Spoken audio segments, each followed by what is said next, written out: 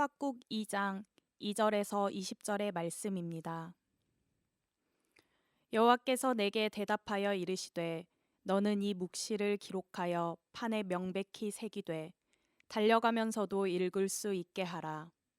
이 묵시는 정한 때가 있나니 그 종말이 속히 이르겠고 결코 거짓되지 아니하리라. 비록 더딜지라도 기다리라. 지체되지 않고 반드시 응하리라. 보라, 그의 마음은 교만하며 그 속에서 정직하지 못하나 의인은 그의 믿음으로 말미암아 살리라.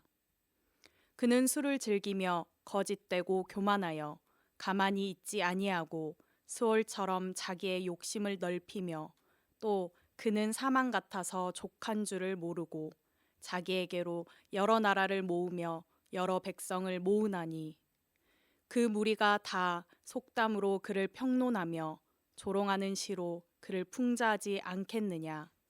곧 이르기를 화 있을진저 자기 소유 아닌 것을 모으는 자여 언제까지 이르겠느냐. 볼모 잡은 것으로 무겁게 짐진 자여 너를 억누를 자들이 갑자기 일어나지 않겠느냐. 너를 괴롭힐 자들이 깨어나지 않겠느냐. 내가 그들에게 노략을 당하지 않겠느냐. 내가 여러 나라를 노략하였으므로 그 모든 민족의 남은 자가 너를 노략하리니 이는 내가 사람의 피를 흘렸음이요 또 땅과 성읍과 그 안의 모든 주민에게 강포를 행하였음이니라. 재앙을 피하기 위하여 높은 데 깃들이려 하며 자기 집을 위하여 부당한 이익을 취하는 자에게 화 있을진저. 내가 많은 민족을 멸한 것이 내 집에 욕을 부르며 내 영혼에게 죄를 범하게 하는 것이 되었도다. 담에서 돌이 부르짖고 집에서 들보가 응답하리라. 피로 성읍을 건설하며 불의로 성을 건축하는 자에게 화 있을진저. 민족들이 불탈 것으로 수고하는 것과 나라들이 헛된 일로 피곤하게 되는 것이 만군의 여호와께로 말미암음이 아니냐. 이는 물이 바다를 덮음같이 여호와의 영광을 인정하는 것이 세상에 가득함이니라. 이웃에게 술을 마시게 하되 자기의 분노를 더하여 그에게 취하게 하고 그 하체를 드러내려 하는 자에게 화 있을진저. 내게 영광이 아니요 수치가 가득한즉 너도 마시고 너의 할례 받지 아니한 것을 드러내라. 여호와의 오른손의 잔이 내게로 돌아올 것이라. 더러운 욕이 내 영광을 가리리라.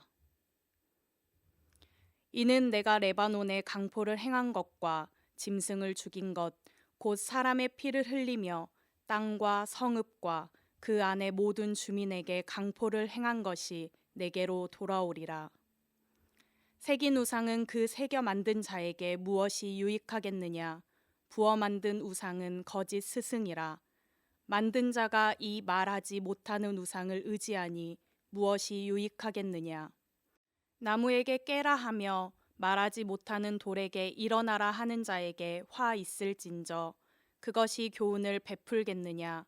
보라, 이는 금과 은으로 입힌 것인즉 그 속에는 생기가 도무지 없느니라. 오직 여호와는 그 성전에 계시니 온 땅은 그 앞에서 잠잠할지니라 하시니라. 아멘. 사랑하는 주님의 교회 가족 여러분, 안녕하세요. 우리 주 예수님의 이름으로 평안의 안부를 전합니다. 오늘 함께 나누실 하나님의 말씀은 하박국 2장 2절로 20절 말씀입니다. 오늘 말씀을 나누기에 앞서서 먼저 지난 이틀간의 본문을 잠시 살펴봐야 할 것 같습니다.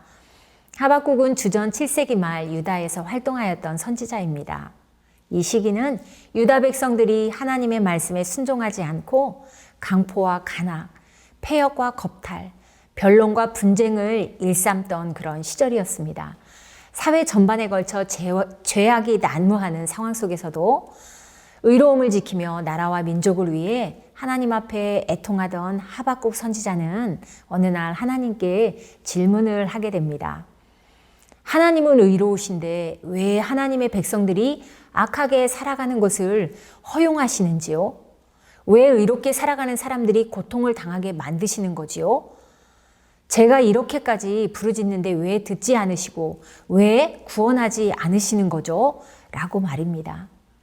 이 당돌하게 느껴지는 하박국의 질문은 결국 도덕적으로 윤리적으로 타락한 이스라엘을 불쌍히 여겨주시고 구원해달라는 간절한 기도였습니다. 그런데 하나님의 대답은 하박국 선지자가 기대한 것과는 너무도 다른 말씀이었습니다. 내가 잔인하고 격렬하게 싸우는 갈대아 사람을 시켜서 악한 백성을 심판할 것이다. 하나님의 이러한 대답은 이해할 수 없는 것이었습니다. 그래서 하박국은 다시 하나님께 재차 질문을 던지게 됩니다. 아니 하나님, 그게 무슨 말씀이세요? 유다 백성들이 아무리 타락했다고 해도 그렇지 어떻게 하나님의 선택받은 백성이 우상이나 섬기는 더 악한 바벨론 사람들을 통해서 심판받을 수 있나요? 저는 그 말씀이 도저히 이해가 안 갑니다. 하나님께서 제가 이해할 수 있게 다시 말씀을 주실 때까지 성로 위에서 기다릴 것입니다. 하박국은 이방 민족을 사용해서 하나님이 선택하신 백성을 심판하신다는 것이 너무나 황당했던 것 같습니다. 그래서 하박국은 파수꾼처럼 성루에 서서 하나님께서 응답을 주실 때까지 기다리기로 작정합니다. 그는 오기가 있는 사람인 것 같습니다. 하나님께서 여전히 더 말씀하실 것과 행하실 것이 있음에 대한 확고한 신뢰를 가지고 있습니다. 그리고 하나님의 말씀과 행위에 대해 인내심 있게 기다리며 지켜보고 있는 것입니다. 여기까지가 어제까지의 하박국의 내용입니다. 이제 오늘 말씀을 통해 하나님께서는 이러한 하박국에게 하나님 앞에서 의롭게 살아간다는 것이 무엇인지를 가르쳐 주십니다.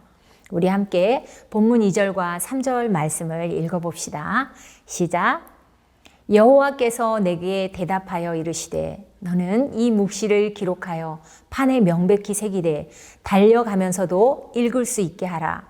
이 묵시는 정한 때가 있나니 그 종말이 속히 이르겠고 결코 거짓되지 아니하리라. 비록 더디일지라도 기다리라. 지체되지 않고 반드시 응하리라. 아멘. 하나님께서는 하나님의 말씀을 판에 새기라고 명령하셨습니다. 사람들이 달려가면서도 읽을 수 있도록 명백히 새기라고 하십니다. 모든 백성들이 다 알게 하라는 말씀입니다.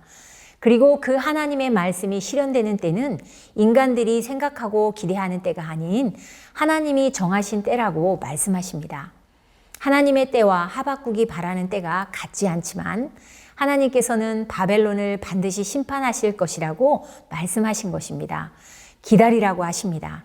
늦어지지 않을 것이라고 하십니다.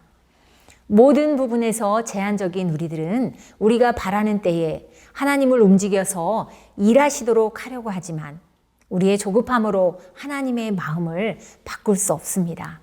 온 세상 모든 일들의 주관자이신 우리 하나님은 자신의 정하신 결정적인 때에 한치의 오차가 없이 정하신 방법으로 일하시는 전능하신 하나님이십니다. 하나님의 응답이 비록 더디게 느껴질지라도 기다리는 그 시간들이 우리에게 꼭 필요한 시간임을 믿음으로 받아들일 수 있어야 합니다. 더딤의 그 시간들을 하나님의 성실하심과 선하심을 붙잡고 인내로 기다리는 것이 믿음 생활의 기본인 것입니다. 믿음은 잘 기다리는 자세와 태도입니다. 이에 관해 4절의 강조점을 살펴보시겠습니다. 4절을 함께 읽어보시죠. 시작. 보라, 그의 마음은 교만하며 그 속에서 정직하지 못하나 의인은 그의 믿음으로 말미암아 살리라. 아멘. 바벨론이 하나님께 심판받는 이유는 그들이 교만하고 정직하지 못하기 때문입니다. 그러나 반대로 의인은 그의 믿음으로 말미암아 살리라고 말씀하십니다. 하나님께서는 이 말씀을 통해 하나님 앞에 있는 사람들을 두 부류로 대비하여 말씀하십니다. 하나는 자신의 힘으로 자기 신을 삼고 무자비한 약탈을 통해 넉넉한 삶을 살려고 하는 바벨론 사람들과 같은 삶이고요. 또 하나는 참 신앙인의 삶입니다. 먼저 하나님께서 교만하고 정직하지 못하다고 여기시는 사람들은 하나님을 섬기고 의롭게 살아가는 것처럼 보이지만 자신들의 원하는 때 하나님의 응답이 더디거나 또 침묵하실 때 인내하지 않고 교만함을 보이거나 실상은 하나님과 관계없는 부정직한 방법으로 자신들의 인생을 살아가는 그런 자들입니다. 이러한 모습은 신앙인의 모습이 아니라고 말씀하십니다. 그들이 세상적인 것에 의지하는 한 그것이 학력이든 재산이든 보여지는 재능이든 또 좋은 출신 성분이든 그러한 허망한 의존은 자신의 삶을 삐뚤게 하거나 구부러지게 하며 왜곡시켜서 자신의 삶을 향한 하나님의 의도에 정직하지도 바르지도 참되지도 못하게 만듭니다. 참 신앙인은 부풀리거나 자랑하지 않습니다. 참된 삶, 계획된 삶은 매일 그 삶을 부여하시는 하나님을 의지함으로써만 소유될 수 있습니다. 왜냐하면 우리 하나님은요, 모든 생명을 창조하셔서 또 생명을 부여하셨고 유지하게 하시는 분이기 때문입니다. 그 하나님께서 흙덩어리에 불과한 우리에게 생기를 불어넣으셔서 산 생명이 되게 하셨거든요. 그래서 그분에 대한 믿음이 바로 우리가 살아있는 존재가 되게 하는 우리 생명의 필수 원리이거든요. 그런데 그 필수적인 원리가 위축되고 시들고 오그라들고 마르면 우리는 그분으로부터 떨어져서 결국은 죽게 되는 것입니다. 시편 기자는 시편 1편에서 이렇게 노래하고 있습니다. 오직 여호와의 율법을 즐거워하며 그의 율법을 주야로 묵상하는 자는 시냇가에 심은 나무가 철을 따라 열매를 맺으며 그 잎사귀가 마르지 아니함 같이 만사가 다 형통하겠지만 악인들은 바람에 나는 티끌과 같이 가벼워서 심판을 견디지 못하며 죄인들은 의인들의 모임에 들지 못하고 결국은 망하게 된다고 합니다. 또 다른 부류는 참 생명을 갖게 될 사람, 완전한 삶을 누릴 사람, 때가 되면 번창하고 열매를 맺을 사람은 바로 하나님에 대한 신뢰 가운데 살아가는 의로운 사람들입니다. 하나님의 응답이 늦거나 오랫동안 침묵하신다 할지라도 흔들림이 없이 하나님을 신뢰하고 하나님의 주권을 인정하는 가운데 의롭게 살아가는 자들입니다. 오직 믿음으로 말미암아 살아가는 의인인 것입니다. 여기서 언급하고 있는 믿음은 견고하다, 인내하다, 의지하다, 확고하다, 성실하다라는 어원적 동사에서 파생된 명사입니다. 믿음으로 말미암아 산다는 것은 하나님의 백성이 하나님의 존재나 능력에 관해 단순히 지식적으로 인정하는 차원을 넘어서 삶의 매 순간마다 하나님의 능력을 붙잡고 인내하며 살아가는 행위를 포함하는 의미인 것입니다. 그것은 그분 안에서 살고 움직이고 자신의 존재를 유지하는 것을 의미합니다. 동시에 그분을 의지하여 숨쉬고 인생의 방향을 잡고 또 결정을 내리며 목표를 세우고 자신의 생활의 결과를 보는 것을 의미하는 것입니다. 이러한 신실한 삶은 우리 자신이 아니라 하나님의 권능에 의한 삶인 것입니다. 이러한 의인은 하나님 앞뿐만 아니라 사람들과의 관계에 있어서도 의롭게 살아가는 사람입니다. 진실만을 말하며 사람들을 외모로 판단하지 않고 주위에 가난하고 소외된 사람들에게 긍휼을 베풀기에 인색하지 않은 사람입니다. 또 주위의 사람들의 불행을 자신의 유익을 위해 사용하지 않을 뿐만 아니라 자신이 속한 사회나 공동체가 하나님의 말씀 안에서 올바르게 세워지도록 힘쓰는 사람입니다. 그러므로 의인은 삶의 어떠한 상황 속에서도 하나님을 철저하게 신뢰하고 또 인내하며 살려는 자세와 태도를 가지고 살아갑니다. 어떻게 이러한 경지에 이를 수 있을까요? 로마서 1장 17절 말씀입니다. 제가 읽습니다. 복음에는 하나님의 의가 나타나서 믿음으로 믿음에 이르게 하나니 기록된 바 오직 의인은 믿음으로 말미암아 살리라 함과 같으니라. 아멘. 연약한 우리가 이러한 경지에 이르기 위해서는 복음, 즉 예수님을 그리스도와 주님으로 모시는 신앙 고백으로 말미암아 믿음을 갖고 그분을 온전히 따라야 합니다.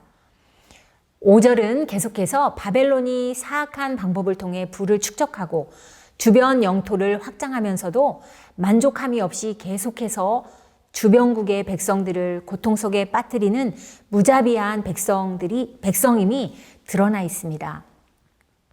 이렇듯 의롭지 않은 이들에 대한 하나님의 심판은 그들이 행해온 악행을 그들의 머리 위로 돌아가게 하시는 것이었습니다.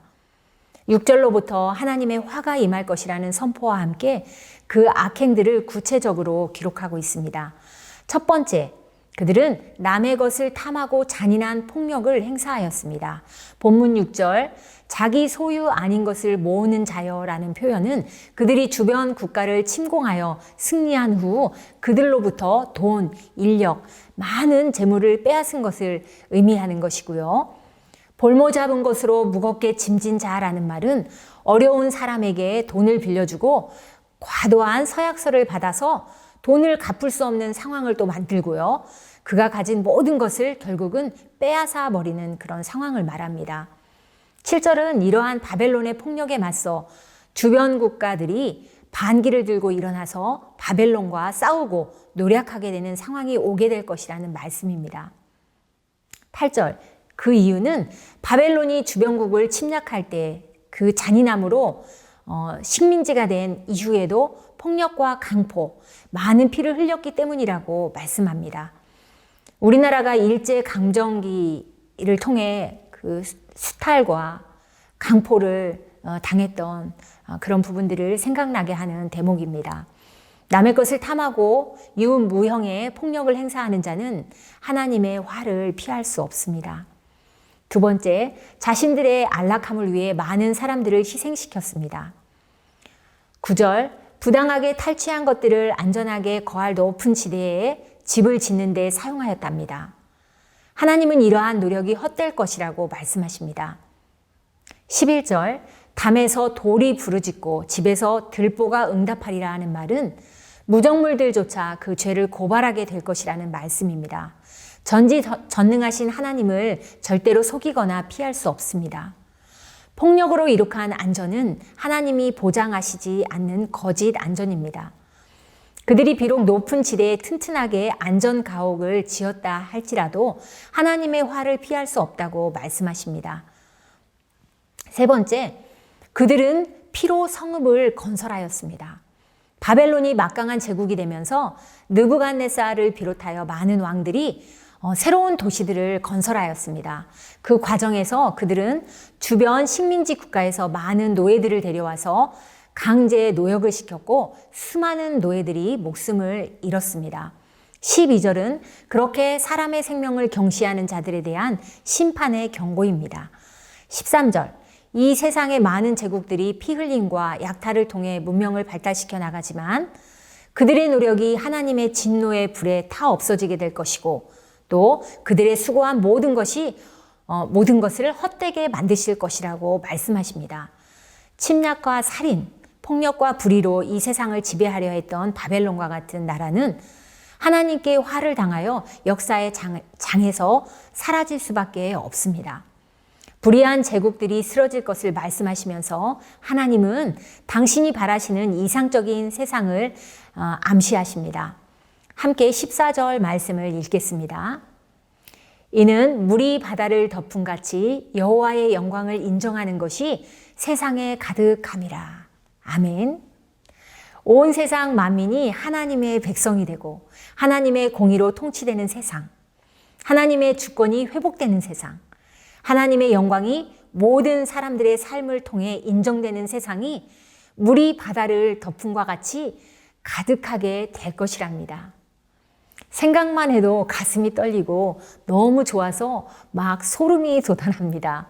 사랑하는 여러분, 우리들 한 사람 한 사람이 하나님을 의지하며 서로의 인권을 존중하며 하나님이 주시는 평화와 정의를 실천함으로 하나님의 영광을 인정하는 자가 되어야만 그것이 온 세상 가득한 물결이 될 수 있습니다.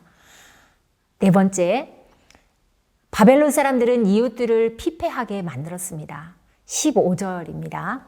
이웃에게 술을 마시게 하였다고 기록하고 있습니다. 이것은 술에 비유하여 바벨론이 레바논에 행한 악행을 지적한 것입니다. 느부갓네살 왕 시절 도시를 건축하는 데 필요한 나무들을 얻기 위해 그들은 레바논의 백향목을 모두 잘라버렸다고 합니다. 레바논의 산림들이 벌거벗겨졌고 동물들이 도망하다가 목숨을 잃었을 것입니다. 또 벌목한 나무들을 바벨론으로 가져가기 위해 바벨론 백성들에게 강제 노역을 시키므로 수많은 백성이 희생을 당했다고 합니다. 결국 15절이 말하고 있는 술은 바벨론이 레바논으로 하여금 마시게 한 고난의 잔, 진노의 잔이 된 것이고 폭압으로 인해 정말 그 존엄이 박탈되고 수치를 당하게 된 것을 의미하는 것이죠. 16절, 17절에서 하나님께서는 그들이 똑같이 하나님이 주시는 진노의 술잔을 마셔서 그들도 결국에는 수치를 경험하게 되는 민족이 될 것이라고 말씀하십니다. 5번째, 그들은 우상을 숭배하였습니다. 하나님은 도움을 구하기 위해 우상을 만들고 그것을 섬기는 것을 큰 죄악으로 간주하십니다. 그에게 화가 있을 것이라고 말씀하셨습니다. 여러분, 우상을 왜 섬길까요? 내면의 불안함 때문에 의지하게 되는 것이죠. 눈에 보이는 뭔가가 필요한 사람들은 자기 욕망을 투사할 대상이 필요합니다. 그런데 우상은 그런 욕망을 정말로 추인해 줍니다. 우상을 하나님보다 더 좋아하는 이유가 여기에 있습니다. 하나님은 잘못하면 꾸짖어서 바른 길을 가도록 하시잖아요. 그럴 땐 욕망을 바로 잡으시거든요. 우상은 생명이 없잖아요. 그래서 말도 못해요. 입장을 표명할 수 없거든요. 그래서 우상을 통해 자기 좋을 대로 생각하고 조종할 수 있거든요. 그런데요, 어떤 사람들은 하나님까지도 우상화한답니다. 자기 하고 싶은 대로 하나님을 조정하려 한다는 것이죠. 하나님은 우리가 조정할 수 있는 그런 분이 아닙니다. 그분은 당신의 뜻대로 당신의 때에 이루시는 분이십니다. 20절을 함께 읽으면서 말씀을 정리하겠습니다. 시작. 오직 여호와는 그 성전에 계시니 온 땅은 그 앞에서 잠잠할지니라 하시니라. 아멘. 여기서 성전은 하늘 보좌를 의미합니다. 그러므로 온 세상 만민, 즉 앞서 언급된 포악과 강포와 우상 숭배를 주동하는 세상의 권세자들까지도 진정한 통치자이신 하나님의 다스리심 아래에서 잠잠해야 한다고 말씀하시는 것입니다. 그리고 고린도전서 3장 16절 말씀은 우리가 바로 그 성전이고 하나님이 우리 안에 계시다고 말씀하십니다. 제가 읽겠습니다. 너희는 너희가 하나님의 성전인 것과 하나님의 성령이 너희 안에 계시는 것을 알지 못하느냐. 아멘. 하나님이 여기 계신데 우리가 하나님을 피해 어떻게 우리 멋대로 살아갈 수 있겠습니까? 언제 어디서나 나와 함께 하시고 매일 매순간 우리 안에 임재하시는 그 하나님이 지금도 여기 살아계시답니다. 우리가 느끼던 느끼지 못하던 하나님은 끊임없이 그렇게 하고 계시다고요. 오늘 내가 하나님의 임재 앞에 내려놓아야 할 것은 무엇입니까? 온 세상을 주관하시는 전능하신 하나님의 임재 앞에 우리 자신을 내려놓고 잠잠히 하나님의 지도를 따르라고 말씀하십니다. 사랑하는 여러분, 제한된 우리의 눈에 보이는 우리의 현실이 어렵고 한치 앞을 내다볼 수 없다 할지라도 하나님은 모든 것을 보고 계시고 상황을 다 알고 계십니다.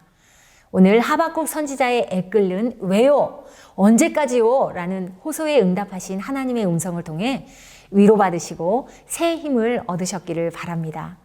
우리의 결정적인 때를 아시는 하나님께서 우리 모두에게 인내하며 기다릴 수 있는 힘 주시기를 기도합니다.